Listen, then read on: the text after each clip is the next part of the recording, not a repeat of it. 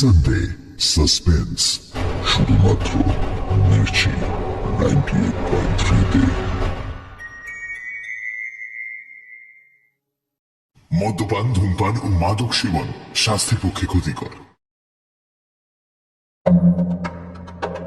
Sunday সাসপেন্সে আমরা বিভিন্ন ধরনের সাসপেন্সের গল্প প্রচার করে থাকি, ভূত, গোয়েন্দা, অলৌকিক ইত্যাদি। ভূতের গল্পে অনেক সময় আমরা দেখেছি সেখানে ব্ল্যাক ম্যাজিক, দেবদেবী, ঝাড়ফুঁক, তন্ত্রমন্ত্র ইত্যাদির উল্লেখ থাকে। গল্পের লেখক রোমাঞ্চকর আবহাওয়া বা প্লট তৈরির খাতিরে এগুলো ব্যবহার করে থাকেন, কোন রকম কুসংস্কার বা অযৌক্তিক ভীতিকে প্রশ্রয় দেবার জন্য নয়। আমরা আশা করব সানডে সাসপেন্সের শ্রোতারাও সংস্কার মুক্ত হয়ে খোলা মনে গল্প শোনার আনন্দে এই গল্পগুলি গ্রহণ করবেন।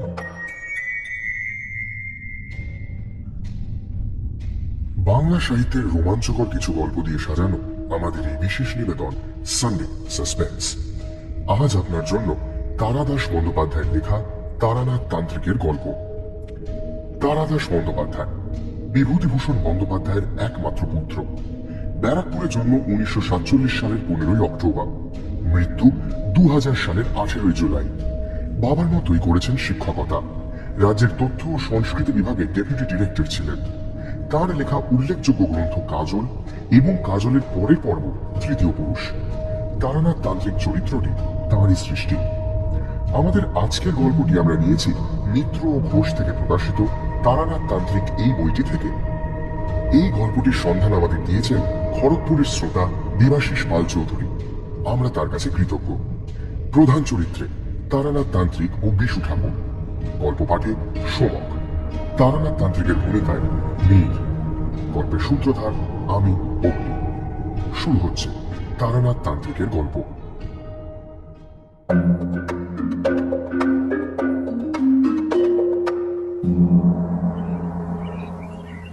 পুজোর পর অফিস খুলেছে।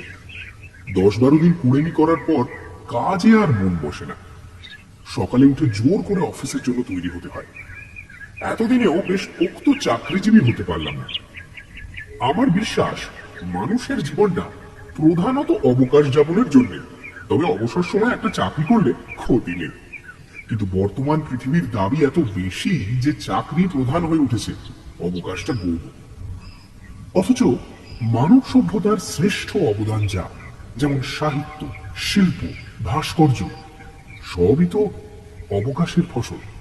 একমাত্র বার্নে পেটেন্ট অফিসে কাজ করতে করতে আইনস্টাইনের আপেক্ষিকতাবাদের আবিষ্কার ছাড়া চাকরি করে আর কে কবে অমর হয়েছে। ছুটির পর বাড়ি ফিরে চা খেতে খেতে এসব উচ্চ মার্গের চিন্তা করছিলাম। ক্রমে যখন ধারণা হয়ে এসেছে যে চাকরি না করলে আমিও জগতে অমর কীর্তি রেখে যেতে পারি, ঠিক সেই সময় বাইরে থেকে কিশোরীর হাঁক শোনা গেল। বেরিয়ে বললাম, কি রে, ব্যাপার কি? এই যে ফিরেছো দেখছি। আজ আর তাসের আড্ডায় যেতে ইচ্ছা করছে না। চলো তারানাথকে বিজয়ের প্রণামটা করে আসি। শার্টটা গায়ে চাপিয়ে কিশোরীর সঙ্গে বেরিয়ে পড়লাম। তারানাথ রাবড়ি খেতে ভালোবাসে, কিন্তু সম্প্রতি তার যা আর্থিক অবস্থা তাতে রাবড়ি খাওয়া চলে না। কিশোরী আর আমি টাকা দিয়ে রাবড়ি কিনে নিলাম। আমাদের দেখে তারানাথের মুখ উজ্জ্বল হয়ে উঠল। বলল, বউ আর ছেলে পিলেরা ছাড়া এই তোমরাই যা বিজয় করতে এলে এবার। এত যে জানাশোনা লোক ছিল, তারা গেল কোথায় বলো দেখি? রাবড়ি পেয়ে তারানাথ খুব খুশি। ওহ, এ তো প্রায় শের খানেক হবেই। হ্যাঁ, অনেকদিন পর পেট ভরে রাবড়ি খাবো। আরে বসো তোমরা, চা বলে আসি। চা এলো, সঙ্গে নারকেল নাড়ু আর বাড়িতে ভাজা কুচো নিমকি। খাওয়ার পর কিশোরী পকেট থেকে অবশ্যম্ভাবী সিগারেটের প্যাকেটটি বার করল। সিগারেট ধরিয়ে তারানাথ চোখ বুজে মজ করে টান দিচ্ছে। এমন সময় কিশোরী বলল, তারানাথ, আজ বছরকার দিনটা একটা গল্প না শুনেই ফিরে যাব। তারানাথ চোখ মেলে হেসে বলল, তোমরা দুটিতে যখন এসেছো, গল্প না শুনে ফিরবে না জানি। তা কিরকম গল্প চাই? আজ আমাদের কোনো বায়না নেই, আপনি যা বলবেন। কিছুক্ষণ তারানাথ চুপ। বোধহয় মনে মনে গল্পটাকে গুছিয়ে নেবার কাজ চলছে। সিগারেটের শেষ টান দিয়ে তারানাথ বলতে শুরু করল। বীরভূমের একটা রেল স্টেশনের প্ল্যাটফর্মে বসে আছি। লুপ লাইনের অখ্যাত গেও স্টেশন। সাহেবগঞ্জ লোকাল ধরে হাওড়া আসবো, তা সে ট্রেন শুনলাম 1.5 ঘন্টা লেট। কোথাও একটা খাবারের দোকানও নেই যে 1 কাপ চা খাবো। একটা বিড়ি ধরিয়ে পাইচারি করছি, দেখি প্ল্যাটফর্মের একেবারে শেষ প্রান্তে একটা ইটের পাঁজার উপর একজন বিশাল চেহারা লোক চুপ করে বসে আছে। পোশাক খুবই সাধারণ, খাটো ধুতির ওপর একটা ফতুয়া গোছের জামা, আর পায়ে বহু পুরনো একজোড়া চটি। মাথায় অযত্ন লালিত ঝাঁকড়া চুল, কিন্তু লোকটার ওই সোজা বসবার ভঙ্গিতে আর চোখের দৃষ্টিতে এক আশ্চর্য ব্যক্তিত্বের ছাপ হয়েছে। বারবার তাকিয়ে তাকিয়ে দেখতে হয়। আমাকে অনেকক্ষণ একা কাটাতে হবে, কাজে আলাপ জমাবার উদ্দেশ্যে ইটের পাঁজার এক পাশে বসে পড়ে জিজ্ঞাসা করলাম, সাহেবগঞ্জ লোকাল ধরবেন বুঝি? আমার দিকে না তাকিয়ে লোকটা বলল, হ্যাঁ। তো সে ট্রেন তো শুনলাম 1.5 ঘন্টা দেরিতে আসছে। হ্যাঁ। দুবার এরকম একাক্ষরে উত্তর দেবার পর লোকটি এবার আমার দিকে তাকালো।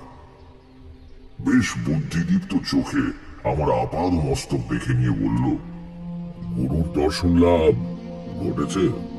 হেসে বললাম, কি করে বুঝলেন? লোকটিও সামান্য হেসে বলল, হাত গুনতে হয় না, তোমার গেরুয়া আর রুদ্রাক্ষের মালা দেখেই বলা যায় যে তুমি কোন পথের পথিক। আর গুরুর ব্যাপারটা? গুরুর কৃপা না পেলে চোখের জ্যোতি ফোটে না। তোমার চোখে সেই জ্যোতি রয়েছে। তুমি বলছি বলে আবার রাগ করছো না তো? তুমি আমার চেয়ে অনেকটাই ছোট। সবিনয়ে বললাম, না না, আমাকে তুমিই বলবেন। আমার বয়স কত বলে মনে হয়? ভালো করে তাকিয়ে দেখে বললাম, বছর 50 হবে নাকি? আমার 72 চলছে, সামনে চৈত্রে 73 হবে। অবাক হয়ে বললাম, বলেন কি? যা, তা কি করে হতে পারে? আপনার তো একটা চুলও পাকেনি দেখছি। পাকবেও না, যেদিন যাবার হবে এইভাবেই চলে যাব। আমি উঠে তার পায়ের ধুলো নিয়ে বললাম, আপনি নিশ্চয়ই সিদ্ধ পুরুষ। অনেক ভাগ্যে আপনার দেখা পেলাম। আমাকে আশীর্বাদ করবেন। লোকটি সজ্জন। আমি পায়ে হাত দিতে সংকুচিত হয়ে বললেন, আরে আরে, পায়ে হাত দিচ্ছ কেন? আমি সিদ্ধ পুরুষ টুরুষ কিছু নই ভাই। নিয়মিত প্রাণায়াম করি, তাতেই শরীর তৈরি হয়ে গেছে আর কি। জরার আক্রমণ কিছুদিন ঠেকিয়ে রাখতে পারবো। ইটের পাঁজার উপর লোকটির পাশে জমিয়ে বসলাম। একটু একটু করে আলাপ হয়ে গেল। জানতে পারলাম তার নাম বিশ্বেশ্বর ভট্টাচার্য। লোকে বিশু ঠাকুর বলে ডাকে। এককালে মুর্শিদাবাদের কোন গ্রামে বাড়ি ছিল, এখন কিচ্ছু নেই। এইরকম ঘুরে ঘুরে বেড়ান। কোথাও কোনো বটতলায় বা মন্দিরে আশ্রয় নেন। সাধু সন্তের প্রতি গ্রামের মানুষের আকর্ষণ চিরকালের। তারা দেখতে এসে কলা মূলো যা দেয় তাতেই একটা পেট চলে যায়। জিজ্ঞাসা করলাম, তো এখন যাচ্ছেন কোথায়? উনি একটু চুপ করে থেকে বললেন, বেশি দূর নয়, এই কয়েকটা স্টেশন পরে আমার এক গুরু ভাইয়ের বাড়ি। একসঙ্গে দীক্ষা নিয়ে দুজনে কিছুদিন সাধনা করেছিলাম। পরে সে অবশ্য বিয়ে থা করে সংসারী হয়। ধানের ব্যবসা করে কিছু টাকাও করেছিল। সেটাই তার কাল হলো শেষ অব্দি। নড়ে বসে বললাম, কিরকম? বিশু ঠাকুর বললেন, আমার সেই বন্ধু, মানে রাম ঘোষাল, দিন 10-12 আগে খুন হয়েছে। সে কি? খুন? কেন? রামের কিছু টাকা পয়সা হয়েছিল, এ খবর অনেকেই জানত। নিজের বসত বাড়ি থেকে একটু দূরে বাঁশ ঝাড়ের পেছনে রাম একখানা ঘর তুলেছিল। সেখানে রাত্রিরে গিয়ে সাধন ভজন করবার চেষ্টা করত। গৃহী হয়েও এই অভ্যেসটা ছাড়তে পারেনি। এই ঘরেরই মাটির মেঝেতে টাকা পুঁতে রেখেছিল রামরাম। তাকে মেরে মাটি খুঁড়ে সবকিছু নিয়ে চলে গেছে। কে করলো এই কাজ? বিষ্ণু ঠাকুর বললেন, জানি না, তবে যে করেছে তাকে শাস্তি পেতেই হবে। যে কাঠায় মাপ সে কাঠায় শোধ, বুঝলে? ঠাকুরের গলার স্বরে একটু অবাক হলাম। এ শুধু প্রিয় বন্ধুর অক্ষম হাহাকার নয়, এ কথার পেছনে দৃঢ় প্রত্যয় লুকিয়ে রয়েছে। কিন্তু অজ্ঞাত হত্যাকারীর বিরুদ্ধে বিষ্ণু ঠাকুর কি বা করতে পারেন তা বুঝলাম না। তুমি কোথায় চলেছ? এসে বললাম, কোথাও না, মানে কোনো ঠিক নেই আর কি। বাড়িতে ভালো লাগে না, তাই ঘুরে ঘুরে বেড়াই। আর সাধু সন্ন্যাসী দেখা পেলে তাদের সঙ্গ লাভের চেষ্টা করি। এই যেমন এখন ইচ্ছে করছে আপনার সঙ্গে থাকি। বিষ্ণু ঠাকুর এই প্রথম হাসলেন, বললেন, আমার সঙ্গে থাকতে চাও? বেশ, চলো, আমার কোনো আপত্তি নেই। খাওয়া দাওয়া কিন্তু আমার যা জুটবে তোমারও তাই, আবার নাও জুটতে পারে। চলবে তো? আমার অভ্যেস আছে। আমার সংক্ষিপ্ত উত্তরে বিষ্ণু ঠাকুর একবার আমার মুখের দিকে তাকিয়ে দেখলেন, তারপর বললেন, বেশ, চলো তাহলে। অখ্যাততর একটি স্টেশনে নেমে মাইল 6 হেঁটে ভোর সন্ধ্যেবেলা রামরাম ঘোষালের গ্রামে পৌঁছানো গেল। বিষ্ণু ঠাকুর আগে দু একবার এ গ্রামে এসেছেন। তিনি হন হন করে হেঁটে গ্রামের একেবারে শেষ প্রান্তে একটা বড় 8 চালা বাড়ির সামনে দাঁড়ালেন। মাঝখানে উঠোন ঘিরে গায়ে গায়ে লাগা অনেকগুলো ঘর। উঠোনে তুলসী মঞ্চ, ঘরে ঘরে আলো জ্বালার উদ্যোগ চলছে। সঙ্গে কয়েকটি শিশুর কলরব শোনা যাচ্ছে। কিন্তু সব মিলিয়ে বাড়ির পরিবেশে একটা শোকের বিষণ্ণতা পরিব্যাপ্ত হয়ে আছে। বিষ্ণু ঠাকুর আমার হাত ধরে উঠোনে এসে দাঁড়ালেন। গৃহস্বামী এগিয়ে এসে অতিথিকে আপ্যায়ন না করলে অতিথির পক্ষে দাঁড়িয়ে থাকাটা বড় অস্বস্তিকর হয়ে পড়ে। এ বাড়ির কর্তা এখন কে জানি না, কাজেই আমরা চুপ করে দাঁড়িয়েই রইলাম। মিনিট 10 পরে উঠোনের ওধারের একটা ঘর থেকে প্রদীপ হাতে এক বিষণ্ণ মূর্তি মহিলা বেরিয়ে তুলসী তলায় আসতে গিয়ে আমাদের দেখে থমকে দাঁড়িয়ে বললেন, কে কে ওখানে? বিষ্ণু ঠাকুর 2 পা এগিয়ে গিয়ে বললেন, বৌমা, আমি বিশ্বেশ্বর ভট্টাচার্য, চিনতে পারছো? রাম রাম থাকতে আমি এসেছিলাম কয়েকবার। মহিলাটি এক মুহূর্ত নীরব থাকবার পর চিৎকার করে কেঁদে উঠল।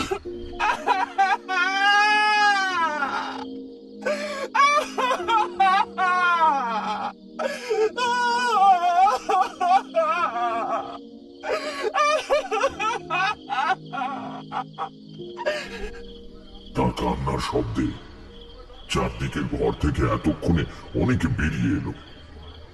বেশ কিছুক্ষণ একটা মিশ্র কোলাহল চলবার পর আমরা দাওয়ায় বসবার আসন পেলাম। 1 ঘন্টা পরে বিষ্ণু ঠাকুর এসেছেন শুনে গ্রামের অনেকে জড়ো হয়েছে রামরাম ঘোষালের বাড়ি।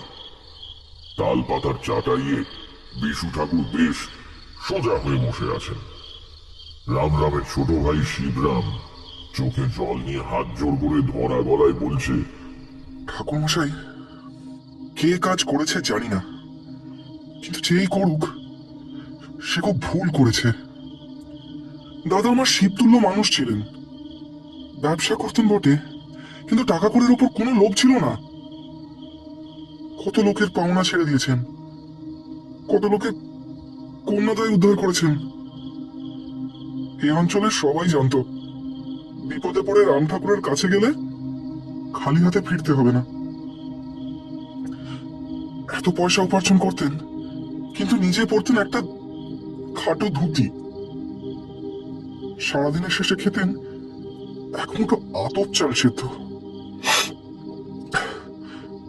আমার বিশ্বাস হত্যাকারী চাইলে দাদা টাকা পয়সা সব বের করে দিতেন, খুন করবার দরকার হতো না। সবই ভাগ্য, সবই ভাগ্য। বিশু ঠাকুর জিজ্ঞেস করলেন, "ও, পুলিশ কি বলছে?" শিবরাম উত্তর দেবার আগেই ভিড়ের মধ্যে থেকে একজন কে বলে উঠল, পুলিশ বরাবর যা বলে, খুনের পরদিন সকালে খবর দেওয়া হয়েছে, পুলিশ এসেছে বিকেলে। কি ঝামেলা ভাবুন তো। আমার দারোগা বলে দিয়েছিল পুলিশ পৌঁছানোর আগে যেন মৃতদেহ সৎখান্না করা হয়। সেই দেহ নিয়ে পরদিন রাত 12টা অব্দি সবাই বসে। এদিকে পুলিশের কি হম্বিতম্বি, পারলে গ্রাম শুধু লোককে ফাঁসি কাটে তুলে দেয়। তারপর পুলিশও চলে গেল, সবকিছু মিটে গেল। খুনে আর কোথায় ধরা পড়েছে? বিশু ঠাকুর বিষণ্ণতা মাখানো গলায় বললেন, ঠিকই, পুলিশের অপদার্থতা আর কারো জানতে বাকি নেই। খুনিকে তারা ধরতে পারবে বলে আমার বিশ্বাসও হয় না। না, রাম রাম এমন বেঘরে মারা যাবে স্বপ্নেও ভাবিনি। না, এ খুনের কিনারা কিছু হবে না। আমি একটু অবাক হয়ে বিশু ঠাকুরের মুখের দিকে তাকালাম। এই আজ কয়েক ঘন্টা আগে উনি জোর দিয়ে বলেছেন খুনিরা শাস্তি পাবেই, আবার এখন বলছেন হত্যার কিনারা হবে না। ব্যাপারটা কি? কিন্তু বিশু ঠাকুর সত্যিই যেন কেমন হতাশ আর হাল ছড়া ভঙ্গিতে বসে রয়েছেন, আর চোখে মুখে শোকের ছায়া। আসলে আসলে বন্ধুর মৃত্যুতে বুড়ো মানুষ হয়তো লেগে গিয়ে ওসব কথা তখন বলেছিলেন। সত্যি তো, কি করে আর এখন ধরা যাবে হত্যাকারীকে? ইতিমধ্যে একজন দীর্ঘ দেহ শ্যামবর্ণ লোক ভিড়ের থেকে একটু আলাদা হয়ে দাওয়ার এক প্রান্তে বসে সবার কথা শুনছিল। গ্রাম্য মানুষদের থেকে তার ব্যক্তিত্বকে কিছুটা আলাদা করে বোঝা যায়।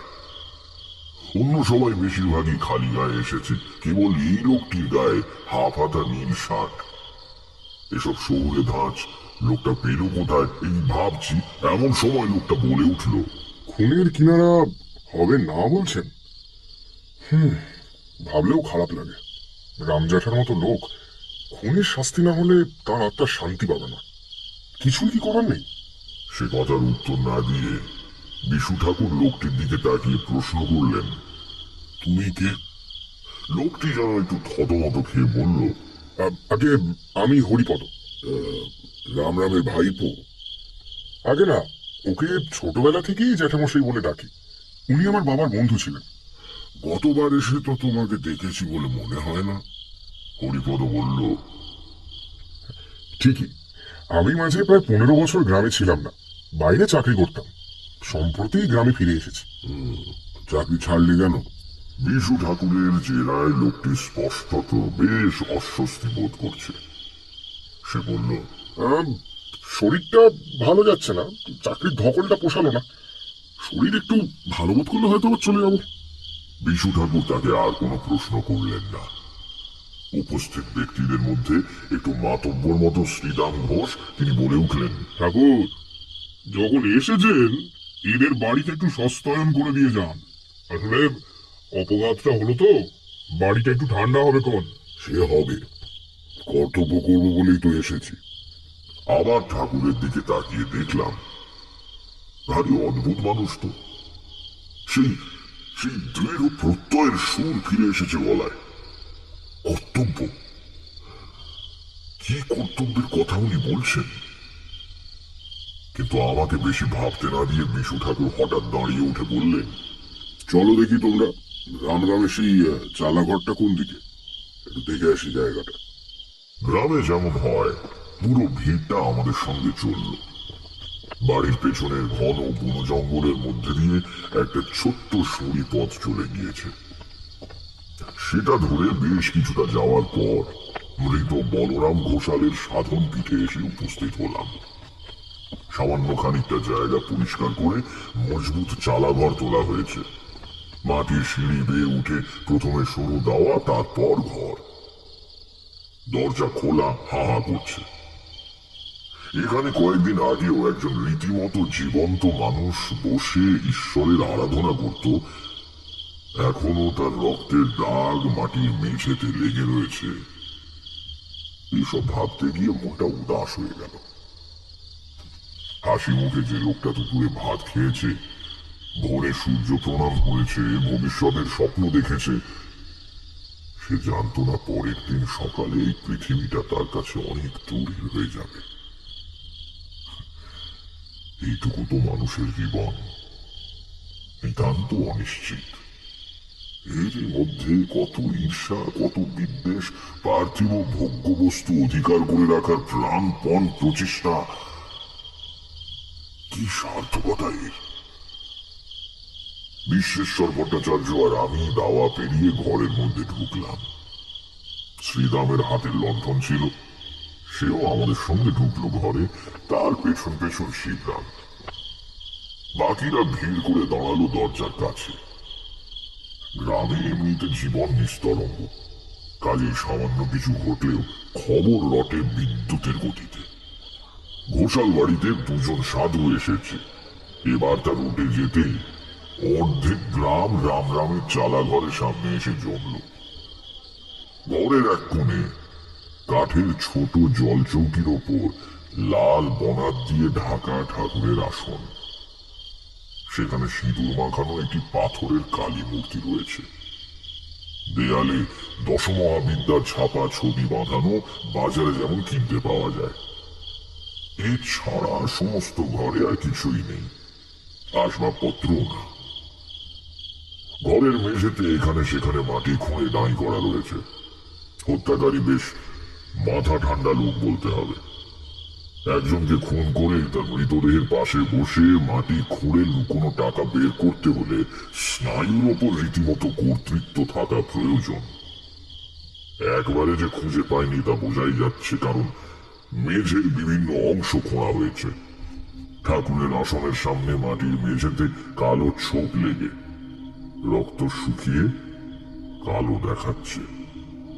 অর্থাৎ গভীর রাত্রিরে রাম ঘোষাল যখন দরজার দিকে পেছন ফিরে সাধনায় রত ছিলেন, তখন আততায়ী পেছন থেকে তাকে আঘাত করে। মাটিতে লেগে থাকা রক্তের দাগের দিকে তাকিয়ে বিশু ঠাকুরের চোখ জলে ভরে এলো। ধরা গলায় তিনি বললেন, রাম রাম, তুই আমাদের চেয়ে অনেক বড় ছেলে। আমি তো সংসার ছেড়ে বিভাগে হয়ে বেড়াই, তুই তুই গৃহী হয়েও সাধনা ছাড়িসনি। অনেক অনেক মহৎ ছিলি তুই। তারপর কেমন একটা দৃষ্টিতে ঘরের অন্ধকার একটা কোণের দিকে তাকিয়ে ফিস ফিস করে বললেন, আমি আমি এসে গিয়েছি, কাজ সেরেই ফিরব। তুই তুই ভাবিস না। এমন দৃঢ়তার সঙ্গে বিশু ঠাকুর কথাগুলো বললেন যেন ঘরের ওই শূন্য অন্ধকার কোণে তিনি এক অশরীরী উপস্থিতিকে প্রত্যক্ষ করছেন। আমার সমস্ত শরীরে কাঁটা দিল। শ্রীরাম আর শিবরামও দেখি কেমন ভাবে তার দিকে তাকাচ্ছে, পাগল ভাবছে কিনা কে জানে। বিশু ঠাকুর বললেন, চলো তারানাথ, বাইরে যাই। ঘর থেকে বেরিয়ে আমরা দাওয়ায় বসলাম। গ্রামবাসীরা চারদিকে ঘিরে রইল। আমি শ্রীরামকে বললাম, ঘোষাল মশাইয়ের সাহস ছিল বলতে হবে। এমন নির্জন জায়গায় জঙ্গলের মধ্যে রাত্রিরে একা থাকতেন, সাধারণ লোক হলে পারত না। আগে হ্যাঁ, তবে সাধক মানুষ তো কিচ্ছু পরোয়া করতেন না। হ্যাঁ, শিবরাম বলল, দাদার সঙ্গে কেতু থাকতো, দাদার আদরের কুকুরটা। কিন্তু দাদার মৃত্যুর পর থেকে ওকেও কোথাও দেখতে পাচ্ছি না। কোথায় যে গেল কুকুরটা। হঠাৎ দেখলাম বিশু ঠাকুর সোজা হয়ে বসেছেন, চোখে বুদ্ধি মেশানো খরদৃষ্টি। বললেন, কেতু কি দেশি কুকুর? আগে বিলিতি কুকুর আর এই গ্রামে কোথা থেকে পাচ্ছি বলুন? তবে দেশি কুকুর বলে ওকে কেউ অবহেলা করতে সাহস পেত না। এই বিশাল চেহারা কেতু, সিংহের মতো থাবা, ভারী গলায় তার গর্জন শুনলে অচেনা লোকে নাড়ি ছেড়ে যেত। বাড়ির কাছে কারো আসার উপায় ছিল না, বাঘের মতো কুকুর ঠাকুর মশাই। দাদার পেছন পেছন ঘুরতো সারাদিন। দাদা রাত্রিরে এখানে এলে কেতু দরজার কাছে চুপটি করে এসে বসে থাকতো। তাকে আর দেখতে পাওয়া যাচ্ছে না বলছো? না ঠাকুর মশাই, দাদা মারা যেতে কোথাও চলে গিয়েছে হয়তো। জন্তু জানোয়াররা সব বুঝতে পারে তো। বিশু ঠাকুর যেন বিষয়টা ঝেড়ে ফেলার মতো করে শিবরামকে বললেন, তা হবে হয়তো, যাক গে সে কথা। আমরা কিন্তু আজ রাত্রিটা এখানেই থাকবো, বুঝলে? শিবরাম অবাক হয়ে বলল, এখানে কি করে থাকবেন? পাড়া থেকে এতটা দূরে বনের মধ্যে। আমাদের কোনো অসুবিধা হবে না, শুধু কিছুটা দুধ দিয়ে যেও আর এক বোঝা শুকনো কাঠ, ধুনি জ্বালাবো। শিবরাম বলল, আমি গিয়েই কাঠ আর দুধ পাঠিয়ে দিচ্ছি। যদি বলেন চাল ডালার নতুন হাঁড়িও দিচ্ছি, বরং দুটো ভাত ফুটিয়ে নিয়ে। বিশু ঠাকুর দৃঢ় গলায় বললেন, প্রয়োজন হবে না, আমি রাত্রিরে দুধ ছাড়া কিছু খাই না। ঠিক আছে, পাঠিয়ে দিচ্ছি ঠাকুর মশাই। তবে আজ আমাদের বাড়িতে থাকলেই ভালো করতেন। আমার এরকম বাইরে থেকেই অভ্যেস, আর বাড়িতে থাকলে ঘুমোতে পারবো না। তাছাড়া ভয় কি, এখান থেকে চেঁচিয়ে ডাকলে তো তোমরা শুনতে পাবে, তাই না? আগে হ্যাঁ। তবে ঠিকই আছে, কাল আমরা চলে যাব, একটা রাত এখানেই কেটে যাবে। যার সঙ্গে এত বন্ধুত্ব, যাকে নিয়ে সম্পর্ক, সেই যখন রইল না। তারপর একটা দীর্ঘ নিঃশ্বাস ছেড়ে বিশু ঠাকুর বললেন, আর মায়া বাড়াবো না। ঠাকুরের গলাটা যেন বড়ই অভিনয় ঠেকল। এত দীর্ঘশ্বাস ফেলে হাউতাস করবার লোক উনি নন। কি ব্যাপার বুঝতে না পেরে আমি চুপ করে রইলাম। বিশু ঠাকুর আবার বললেন, সত্যি মানুষের কি কপাল, না? টাকা পয়সা তো মেঝে খুঁড়ে নিয়ে গেলই, গ্রামের কালী মন্দিরটাও আর করলো না। ভিড়ের মধ্যে সামান্য গুঞ্জন চলছিল, হঠাৎ সেটা থেমে গেল। সবাই নতুন কথা শুনে বিশু ঠাকুরের মুখের দিকে তাকিয়ে আছে। শ্রীরাম ঘোষ বলল, আগে ঠাকুরমশাই, এই কালী মন্দিরের কথাটা কি বললেন? ঠিক তো বুঝতে পারলাম না। কেন, তোমরা জানো না?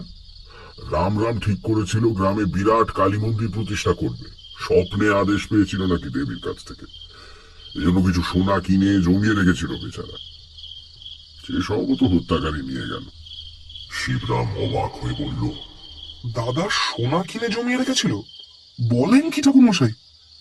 কই, আমরা তো কিছু জানতাম না। জানবে কি করে, গোপনে করছিল তো কাজটা। মন্দির প্রতিষ্ঠা হলে দেখতেই পেতে। গতবার যখন আসি, আমাকে এক মুঠো পাকা সোনার গিনি দেখিয়েছিল। এই কবছর না জানি আর কত গিনি জমেছিল।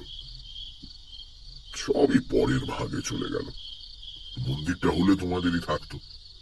মেঝে খোঁড়ার কথা শুনেই বুঝেছি হত্যাকারী আর কিছু রেখে যায়নি। ভিড়টা আস্তে আস্তে পাতলা হয়ে এলো। এত বড় খবরটা বাড়ি গিয়ে সবাইকে জানাতে হবে তো। শিবরামও শেষ পর্যন্ত আমাদের প্রণাম করে উঠে পড়ল। লণ্ঠনটা রইল ঠাকুর মশাই, তেল ভরা আছে। হঠাৎ পেছন থেকে বিশু ঠাকুর তাকে ডাকলেন, শিবরাম শোনো। আগে দুধটা তুমি নিজে দিয়ে যেও, কারোর হাতে পাঠিও না। আর শিবরাম ভঙ্গিতে দাঁড়িয়ে অপেক্ষা করতে লাগলো। রামের কুকুর কেতুর গায়ের রং কি ছিল বলতে পারবে? লাল কি? একটু বিস্মিত হয়ে শিবরাম বলল, হ্যাঁ, আগে না, কালো, মিশমিশে কালো। কেন বলুন তো? না, এমনি মনে হলো তাই জিজ্ঞেস করলাম। আচ্ছা, তুমি যাও এখন। শিবরাম চলে যেতেই চারদিকে নৈশ স্তব্ধতা যেন প্রকট হয়ে উঠল। ঝিঁঝি ডাকছে জঙ্গলে, বাঁশ বনে অদ্ভুত শব্দ করে বাঁশ দুলছে।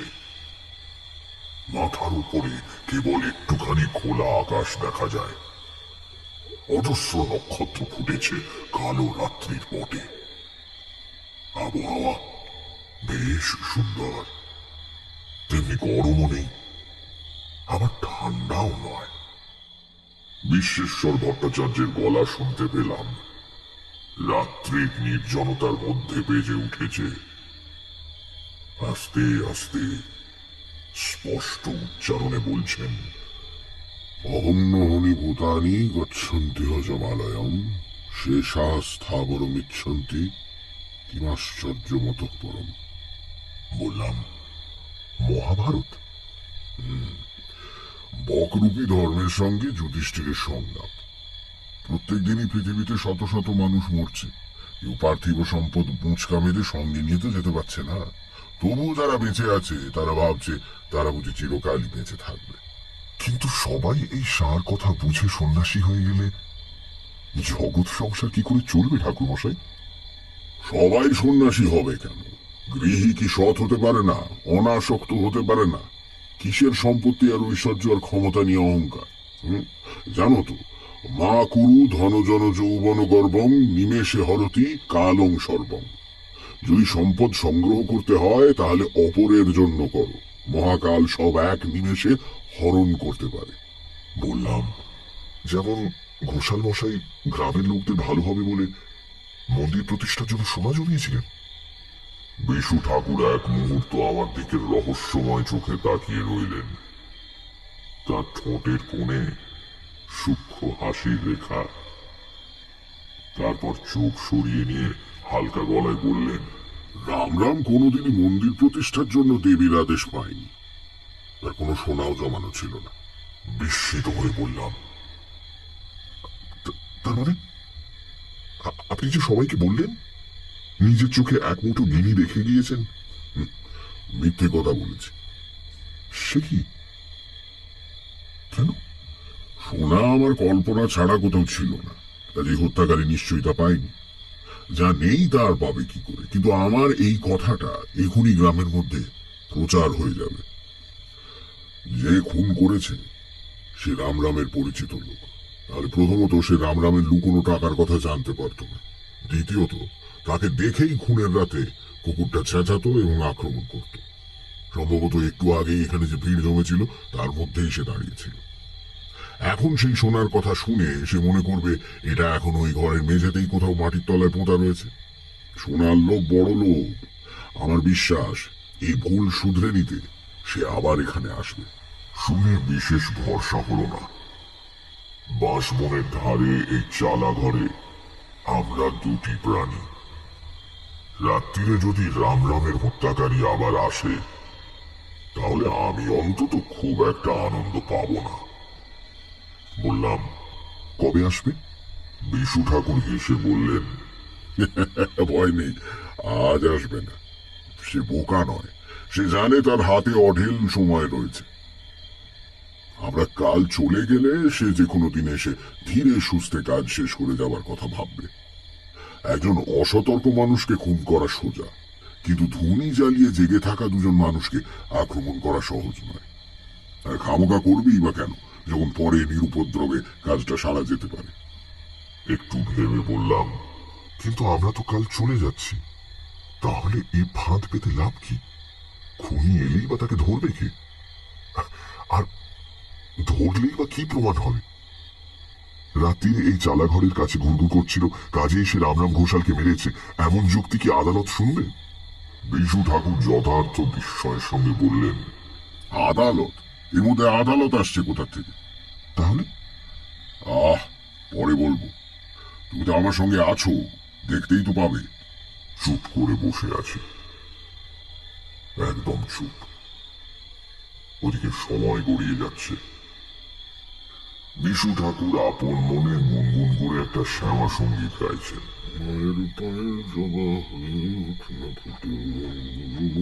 ইতিমধ্যে শিবরাম দুধ নিয়ে এলো। ভয় করছে না তো ঠাকুর মশাই? না, মায়ের নাম গান করছি, ভয় কি? দরকার হলে চেঁচিয়ে ডাকবেন কিন্তু, কেমন? নিশ্চয়, তুমি চিন্তা করো না। শিবরাম চলে গেলে ঠাকুর মশাই আমার দিকে তাকিয়ে বললেন, শিবরামকে নিজে এসে দুধ দিয়ে যেতে বলেছিলাম কেন জানো? কেন? আমরা আশায় এই গ্রামের একজন নিশ্চয়ই স্বস্তি বোধ করছে না। সে কে তা তো আমরা জানি না, তাই সাবধানে থাকাই ভালো। সামনে আক্রমণ না করলেও খাবারে বিষ মিশিয়ে দিতে বাধা কোথায়? দুধটা শিবরামের নিজের গরু, নিশ্চিন্তে খেতে পারো। খাবো? খাও। শিবরাম তার দাদাকে খুন করেনি। কি করে বুঝলেন? আমি বুঝতে পারি। নিজের পোটলা থেকে একটা পেতলের ঘটি বের করে তাতে অর্ধেক দুধ ঢেলে নিয়ে মাটির ভাঁড়টা আমার দিকে বাড়িয়ে দিয়ে বললেন, খাও। ঘটিতে একটা চুমুক দিয়ে বিশু ঠাকুর বললেন, যে অন্যায় করে মনে তার সব সময় ভয় থাকে, এই বুঝি ধরা পড়লাম। সবার দিকেই সে সন্দেহের চোখে তাকায়, তাই এই সাবধানতাটুকু নিতেই হলো। শুধু দুধ খেতে কষ্ট হচ্ছে না? লজ্জা পেয়ে বললাম, না না। আমারই ভুল। তুমি ছোকরা লোক, তোমার খিদে পেতেই পারে। কি খেতে ভালোবাসো তুমি? হেসে বললাম, আমার এখন কিছু না হলেও চলবে। হ্যাঁ, তবে একটু আগে মনে পড়ছিল ছোটবেলায় গ্রামের বিরিঞ্চি ময়রার দোকানের মাখা সন্দেশের কথা। মা দুধ আর মাখা সন্দেশ খেতে দিতেন মাঝে মাঝে। কোথায় গেল সেই ছোটবেলা? মাখা সন্দেশ মানে কাঁচা গোল্লা? ভালো মজা তো। আজই বিকেলে তোমার সঙ্গে দেখা হওয়ার একটু আগে খানিকটা মাখা সন্দেশ কিনেছিলাম, রাত্রিরে আর কিছু না জুটলে খাবো বলে। আর তুমিও কিনা পৃথিবীতে এত জিনিস থাকতে মাখা সন্দেশই খেতে চাইলে। দাঁড়াও। বিশু ঠাকুর পোটলার মধ্যে হাত ঢুকিয়ে একটা শাল পাতার ঠোঙা বের করে আমার হাতে দিলেন। ঠোঙার ভেতরে অনেকখানি কাঁচা গোল্লা। ঠাকুরের দিকে তাকিয়ে বললাম, এটা আপনি বিকেলে কিনেছেন? আমার সঙ্গে দেখা হবার আগে? হ্যাঁ, কেন? এই সন্দেশটা এখনো গরম রয়েছে। একটু থতমত খেয়ে বিশু ঠাকুর বললেন, মোচকার ভেতর ছিল তো, তাই গরম রয়ে গিয়েছে আর কি। আপত্তি জানিয়ে বললাম, না না, তাই কখন হতে পারে নাকি? হতে পারে নিশ্চয়ই, নইলে হলো কি করে? নাও নাও, আর কথা না বাড়িয়ে খেয়ে ফেলো দেখি, তারপর তুমি ঘুমো, আমি জেগে থাকবো। শুয়ে শুয়ে অনেক রাত্রির অবধি দেখলাম বাঁশবনের মাথা দুলছে তারা ভরা আকাশের পটভূমিকায়। ঘুম আসার আগে একবার জিজ্ঞাসা করলাম, আচ্ছা, কেতুর কি হল বলুন দেখি? গম্ভীর গলায় বিশু ঠাকুর উত্তর দিলেন, কেতুকে হত্যাকারী মেরে ফেলেছে, সম্ভবত বিষ মেশানো খাবার দিয়ে। চেনা লোক বলে কেতু চেঁচামেচি করেনি, হাত থেকে খাবারও নিয়েছে। কিন্তু রামরামকে আঘাত করতে দেখলেই সে আক্রমণ করত, কাজেই তাকে আগে সরানো একান্ত দরকার ছিল। দেহটা কোথায় গেল তাহলে? খুব সম্ভবত শেয়াল নিয়ে গেছে। এসব অঞ্চলে সাবধানে দরজা দিয়ে না শুলে অনেক সময় ছোটখাটো শিশুকেও বিছানা থেকে শেয়াল টেনে নিয়ে যায়। আবার শুয়ে আকাশের দিকে তাকিয়ে আছি। ঘুম আসে না, ঘুম আসে না। হঠাৎ আরেকটা প্রশ্ন মাথায় আসতে জিজ্ঞাসা করলাম, আচ্ছা, আপনি কেতুর গায়ের রঙের কথা জিজ্ঞেস করলেন কেন? এটা আমি কিন্তু বুঝতে পারিনি। চোটে গিয়ে বিশু ঠাকুর বললেন, বেশ করেছি জিজ্ঞেস করেছি, কেবল প্রশ্ন করে। ঘুমাও না কেন বাপু? কোন ব্যাপারটাই বা এই অবধি তুমি বুঝতে পেরেছ? ঠাকুরকে আর না ঘাটিয়ে বিনা বাক্য ব্যয় পাশ ফিরে শুয়ে কিছুক্ষণ বাদে ঘুমিয়ে পড়লাম। সারা রাত স্বপ্ন দেখলাম কেতু ল্যাজ নাড়তে নাড়তে বিশু ঠাকুরের হাত থেকে মাখা সন্দেশ খাচ্ছে। পরের দিন সকালে আমরা শিবরামের কাছে বিদায় নিয়ে চলে এলাম। সে আমাদের কয়েকটা দিন তার বাড়িতে আতিথ্য গ্রহণের জন্য খুব অনুরোধ করেছিল, কিন্তু বিশু ঠাকুর রাজি হলেন না। তার নাকি কাজে আজই শিউরি রওনা হতে হবে, থাকার কোনো উপায় নেই, পরে বরঞ্চ কখনো, ইত্যাদি ইত্যাদি। শিবরাম, শ্রীরাম ঘোষ ইত্যাদি অনেকেই গ্রামের সীমানা পর্যন্ত আমাদের এগিয়ে দিয়ে গেল। স্টেশনের কাছে একটা নির্জন জায়গায় এসে বিশু ঠাকুর দাঁড়িয়ে পড়লেন। তারপর আমার দিকে তাকিয়ে বললেন, তারানাথ, এখন আমি যা বলছি খুব মনোযোগ দিয়ে শোনো। আমরা শিউরি যাচ্ছি না, আমরা যেখানেই থাকবো আজকের দিনটা। তারপর রাত্রিরে আবার গ্রামে ফিরে যাব। অবাক হয়ে বললাম, তার মানে? মানে এই যে আমরা চলে গিয়েছি মনে করে রামরামের খুনি আজ রাত্রিরেই আমাদের পেটে আসা ফাঁদে পা দেবে। অত সোনা মাটির তলায় পড়ে আছে জেনে সে শান্তিতে ঘুমোতে পারবে না। মানুষের চরিত্র যতদূর বুঝেছি তাতে আমার দৃঢ় বিশ্বাস আর দেরি না করে আজ রাতেই সে আসবে। তাকে ধরতে গেলে ওই চালাঘরের পাশে জঙ্গলে আমাদের লুকিয়ে বসে থাকতে হবে। কিন্তু এই কাজ কি আমাদের দুজনের দ্বারা সম্ভব? খুনির হাতে তো অস্ত্র থাকতে পারে। তাছাড়া আগে যা বলেছিলাম, কাউকে ধরলেও সেই যে খুন করেছে তা প্রমাণ করা যাবে না। ধরবার সময় দু একজন সাক্ষীও তো থাকা ভালো। সব ব্যবস্থা হয়েছে। আমরা রওনা হওয়ার আগে বাড়ির মেয়েরা প্রণাম করতে চায় বলে শিবরাম আমাকে অন্দরমহলে নিয়ে গেল না, তখনই শিবরামকে আমি সমস্ত কথা খুলে বলেছি। শিবরাম, তার দুই জওয়ান ছেলে আর বাড়ির কয়েকজন কৃষক আজ রাত্রিরে না ঘুমিয়ে তৈরি হয়ে বসে থাকবে। আমাদের ডাক শুনলেই তারা দৌড়ে চালাঘরে এসে হাজির হবে। আপাতত দিনের বেলাটা আমরা স্টেশনেই করেও ঘাপটি মেরে কাটিয়ে দিই। এসো। এরকম একটা খুনের ব্যাপারে আমার জড়িয়ে পড়তে ইচ্ছে করছিল না মোটেও। আবার ঘটনার শেষটা দেখার জন্য নিদারুণ কৌতূহলও ছিল। ফলে থেকেই গেলাম। ভালো সিদ্ধান্তই নিয়েছিলাম, কারণ এর ফলে জীবনের এক অন্যতম আশ্চর্য অভিজ্ঞতা আমার সেদিন লাভ হয়েছিল। প্ল্যাটফর্মের শেষ প্রান্তে কয়েক বস্তা পাটের পেছনে বসে আমাদের দিনটা কেটে গেল। সন্ধ্যে নামতে বিশু ঠাকুর উঠে গিয়ে স্টেশনের বাইরের মুদিখানা থেকে কিছু চিড়ে আর গুড় কিনে এনে আমাকে দিলেন। নাও, তোমার আর রামরামের বাড়ি হয়ে যাওয়ার কোনো দরকার নেই, গ্রামের লোকে দেখে ফেলবে। একেবারে সোজা ওই চালা ঘরের পূব দিকে আশাওড়ার ঝোপের পেছনে বসে থাক। ভয় নেই, আমি সময় মতো পৌঁছে যাব।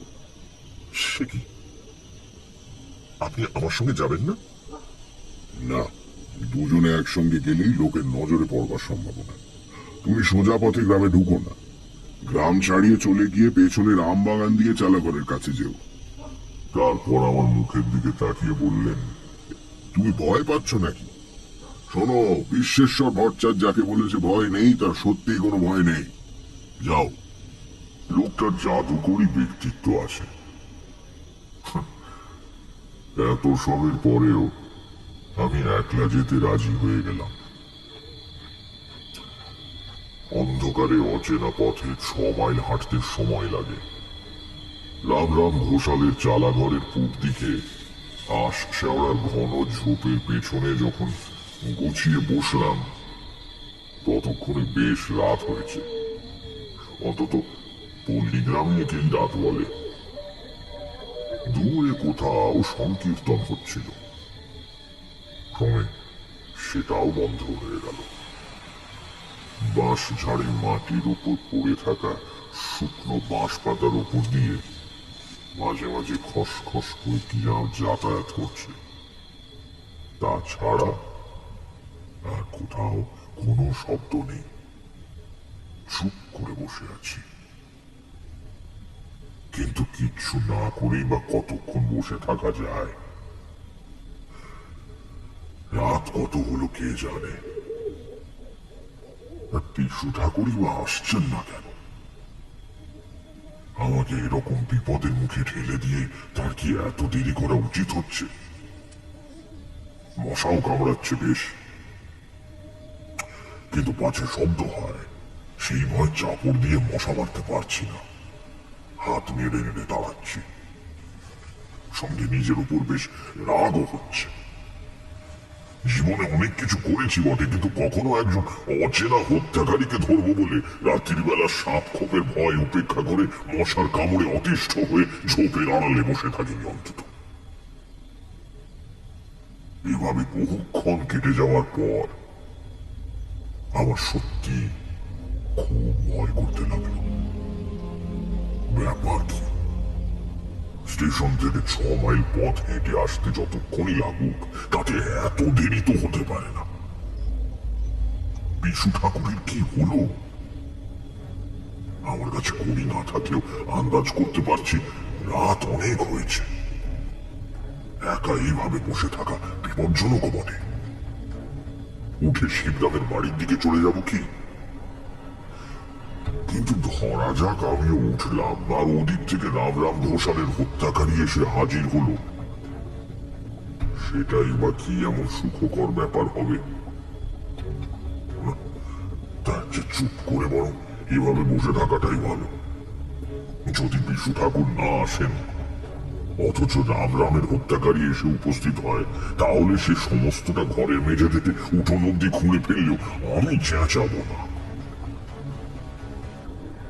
কখনো জানি না আমার জীবনের এক আশ্চর্য অভিজ্ঞতার মুহূর্ত কতটা কাছে এসে গিয়েছে। নাকের ফুটোয় একটা মশা ঢুকে পড়ায় হাঁচি এসেছিল প্রাণপণে। হাত মুঠো করে চোয়াল শক্ত করে সজোরে হেঁচে ফেলবার ইচ্ছে দমন করবার চেষ্টা করছি, এমন সময় আমি যেখানে বসে আছি তার উল্টো দিক দিয়ে, অর্থাৎ বাঁশ বাগানের পাশের জঙ্গল ঢেলে সন্তর্পণে কারা আসবার আওয়াজ পেলাম। হাঁচি আপনি বন্ধ হয়ে গেল। বিশু ঠাকুর এলেন কি? কিন্তু তিনি এলে আমি যে পথে এসেছি সেই পথে মাঠের মধ্যে দিয়ে ঘুরে আসবেন, নয়তো শিবরামের বাড়ির থেকে সুড়ি পথটা ধরে আসবেন। কিন্তু ও রাস্তায় নয়, ওটা তো গ্রামের ভেতর থেকে আসবার রাস্তা। রাম ঘোষালের চালা ঘরটা অন্ধকারের স্তূপের মতো দাঁড়িয়ে রয়েছে। জঙ্গল ভেদ করে তার পাশে ফুটে উঠল একটা ছায়া মূর্তি, বেশ লম্বা মতো, হাতে সম্ভবত একখানা শাবল। লোকটা সন্দিগ্ধ ভাবে এদিক ওদিক তাকাচ্ছে। আমি যেভাবে যেখানে বসে আছি তাতে আমাকে দেখতে পাওয়া সম্ভব নয়, কিন্তু প্রচন্ড ঝুঁকির কাজে প্রবৃত্ত হলে মানুষের স্নায়ু এক ধরনের বিশেষ সংবেদনশীলতা লাভ করে। তাই দিয়ে লোকটা হয়তো অনুভব করেছে আজ রাতে এই জায়গা তার পক্ষে নিরাপদ নয়। ততক্ষণে আমি কিন্তু লোকটাকে চিনে ফেলেছি। হরিপদ। কি নৃশংসতা মানুষ টাকার লোভে করতে পারে! বাবার বন্ধুকে হত্যা করতে তার হাত কাঁপেনি, আবার আজ এসেছে সোনার লোভে। হরিপদর মনোবল বোধহয় ভেঙে পড়ল। ইতস্তত করে সে ফিরে যাওয়ার উদ্যোগ করছে। আমার চুপ করে দেখে যাওয়া ছাড়া অন্য কোনো গতি নেই। এমন সময় আমার বাঁদিকে খুব কাছের ঝোপের মধ্যে একটা আওয়াজ শুনে চমকে তাকিয়ে অবাক হয়ে গেলাম। বুকের মধ্যে বিস্ময়ে আর আতঙ্কে ঢেউ খেলে উঠল।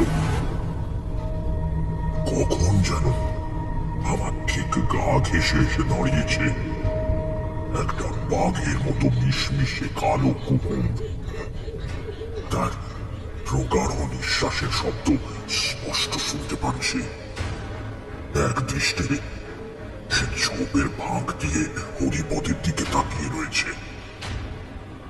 হরিপদ বোধহয় কিছু শুনতে পেয়েছিল।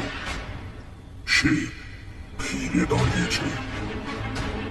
তার সমস্ত শরীর শক্ত, শাবলটাও শক্ত করে ধরে আছে। একটা গম্ভীর গর্জন করে কুকুরটা লাফিয়ে গিয়ে হরিপদর সামনে খোলা উঠোনে পড়ল। একবার সেদিকে তাকিয়ে মহা আতঙ্কে তীব্র আর্তনাদ করে উঠল হরিপদ। আমি আমার রক্ত জমানো ভয় প্রার্থনা আর কখনো শুনিনি। সঙ্গে সঙ্গে হরিপদ হাতের শাবলটা সজনে ছুঁড়ে দিল কুকুরটার দিকে। ভারী লোহার শাবল তার পায়ের খাবার এসে লাগতে কুকুরটা আর একবার তীব্র গর্জন করে লাফিয়ে পড়ল। শরীপথের দিকে কাদের গলার আওয়াজ শোনা যাচ্ছে। বেশ অনেকগুলো মানুষের কণ্ঠ। এতক্ষণে কি এলেন বিশু ঠাকুর? আমি ততক্ষণে উত্তেজনায় আড়াল ছেড়ে বেরিয়ে এসেছি। কেন যেন বুঝতে পেরে গিয়েছি হরিপদকে আর ভয় করবার কোনো কারণ নেই। শিবরামের গলা শোনা যাচ্ছে। ভয় নেই ঠাকুর মশাই, এই যে আমরা এসে গেছি সবাই। এদিকে উঠোনে মাটিতে পড়ে দু হাত দিয়ে আত্মরক্ষার ব্যর্থ চেষ্টা করছে হরিপদ। কি এক অপার্থিব আতঙ্ক দেখে যেন তার নিজের পেশির উপর সব কর্তৃত্ব চলে গিয়েছে। তার বুকের উপর শরীরের ঊর্ধ্বাংশ চাপিয়ে দিয়ে গলায় দাঁত বসাবার সুযোগ খুঁজছে কুকুরটা। ডান থাবা দিয়ে ঝরঝর করে রক্ত পড়ছে, সেদিকে তার কোনো রক্ষে নেই। আমার পাশে লোকজন নিয়ে পৌঁছে গিয়েছে সেই গ্রাম। গ্রামের আরো লোকজন ছুটে আসছে, তাদেরও গলার শব্দ শুনতে পাচ্ছি। কুকুরটার দিকে একবার তাকিয়ে শিবরাম চিৎকার করে উঠল, কেতু, তুই তুই কোথা থেকে এলি? কেতু ততক্ষণে হরিপদর টুটি কামড়ে ধরেছে। হরিপদর দুহাত অবশ হয়ে এগিয়ে পড়েছে দুদিকে। কেবল পা দুটো পর্যায়ক্রমে মৃত্যু বিক্ষেপের সামনে পিছনে নড়ে অদৃশ্য কি একটা বস্তু যেন ঠেলে দূর করে দেওয়ার চেষ্টা করছে। শ্রীরাম ঘোষ সহ গ্রামের আরো অনেকে এসে পড়ে বিস্ফারিত চোখে উঠোনের ভয়াবহ দৃশ্যের দিকে তাকিয়ে আছে। শিবরাম বলল, কিন্তু লোকটাকে হরিপদ না? বললাম, এতক্ষণে সংগীত ফিরে পেয়ে শিবরামের কৃষানেরা লাঠি উঁচিয়ে তাড়া করে গেল। কেতু সরে গিয়ে মুখ তুলে তাকালো একবার। তার কষ বেয়ে গড়াচ্ছে তাজা রক্ত। তারপরই এক লাফে কেতু পাশে ঝোপে পড়ে মিলিয়ে গেল। শোনা গেল শুকনো বাঁশ পাতার উপর তার পায়ের শব্দ দূরে মিলিয়ে যাচ্ছে। কৃষানেরা যখন ধরাধরি করে হরিপদর দেহ রামরাম ঘোষালের চালা ঘরের দাওয়াই এনে রাখলো, তখন সেই দেহে আর প্রাণ নেই। শিবরাম বলল, শেষে হরিপদ ওই কাজ করলো? ছি ছি ছি ছি ছি, দাদা ওকে নিজের ছেলের মতো ভালোবাসতেন। আমি জিজ্ঞাসা করলাম, ঠাকুরমশাই কোথায়? তিনি তো আপনার সঙ্গেই ছিলেন, আপনার সঙ্গেই থাকবার কথা। আপনি জানেন না? কিন্তু কেতু এলো কোথা থেকে? উত্তরটা পেলাম বিশু ঠাকুরের সঙ্গে দেখা হবার পর। তিনি পরম প্রশান্ত মুখে প্ল্যাটফর্মের চায়ের দোকানে বসে গরম চা খাচ্ছিলেন। আমাকে দেখে বললেন, এই যে তারানাথ, এসো, চা খাবে? আমার আর কালকে যাওয়া হলো না, বুঝলে। তুমি চলে যাওয়ার পর বললে বিশ্বাস করবে না, ঘুমিয়ে পড়েছিল। এক ঘুমে রাত কাবা। জেগে দেখি ভোর হয়ে এসেছে। ভাবলাম আর এতটা পথ হেঁটে কি হবে, তুমি নিশ্চয়ই এসে পড়বে সকালে। কি হলো বলো রাত্রিরে? খামোকা জাগতে হলো তো? নিতান্ত গা জ্বালা করা সত্ত্বেও সমস্ত ঘটনা তাকে বললাম। তার বিশেষ কোনো ভাব পরিবর্তন হলো বলে তো মনে হলো না। চায়ের শেষ চুমুক দিয়ে পেয়ালা নামিয়ে রাখতে রাখতে বললেন, আচ্ছা, শেষ অব্দি হরিপদর এই কাজ? এটা একেবারে নরাধম। ঠিক শাস্তি পেয়েছে। আপনি বলেছিলেন কেতু মারা গেছে। ভুল বলেছিলাম, বেঁচে আছে তো দেখাই যাচ্ছে। যাকে ট্রেনের প্রথম ঘন্টা পড়েছে, টিকিট কাটকে যাও। একটু চুপ করে থেকে বললাম, আমি আপনার সঙ্গে আর যাবো না। কোথায় যাবে তবে? কলকাতার দিকে যাব, কাজ আছে। বিশু ঠাকুর হেসে বললেন, বেশ, তাই যেও। আমাকে ট্রেনে তুলে দাও অন্তত, আমার গাড়ি তো দেরি আছে। গাড়িতে তুলতে গিয়ে খেয়াল করলাম বিশু ঠাকুর ঘোরাচ্ছেন। ডান পায়ের পাতায় ন্যাকড়ার পট্টি বাঁধা। আমার বুকের ভেতরটা হিম হয়ে এলো। বললাম, দেখি, আপনার পায়ে কি হয়েছে? কাল বিকেলেও তো দেখি। বিশু ঠাকুর বললেন, ও কিছু না, প্ল্যাটফর্মে বেড়া পার হতে গিয়ে কাঁটা তারে লেগে কেটে গিয়েছে। আমি এক দৃষ্টে বিশু ঠাকুরের ডান পায়ের পট্টির দিকে তাকিয়ে আছি। হরিপদর সেই আর্তনাদ, শাবল ছুঁড়ে মারা, কেতুর ডান পায়ের রক্তের ধারা। তবে কি ট্রেন ছেড়ে দিল। জানলা দিয়ে মুখ বাড়িয়ে বিশু ঠাকুর হাসি হাসি মুখে আমার দিকে তাকিয়ে আছেন। সেই শেষ, আর কখনো তাকে দেখিনি।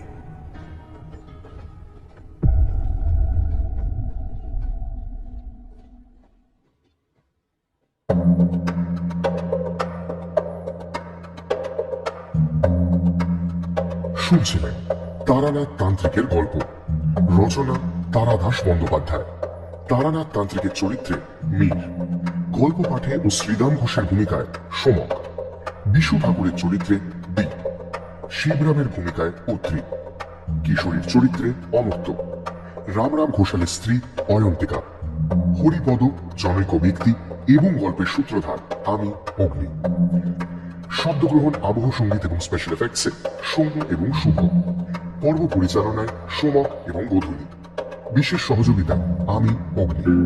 মির্চি 98.3 এর তরফ থেকে আন্তরিক ধন্যবাদ লেখকের স্ত্রী মিত্রা বন্দ্যোপাধ্যায়কে এই উদ্যোগে আমাদের পাশে থাকার জন্য। শেষ হল তারাদাস বন্দ্যোপাধ্যায়ের লেখা তারানাথ তান্ত্রিকের গল্প। আগামী সপ্তাহে আরো একটি রোমাঞ্চকর গল্প নিয়ে হাজির হবে সানডে সাসপেন্স।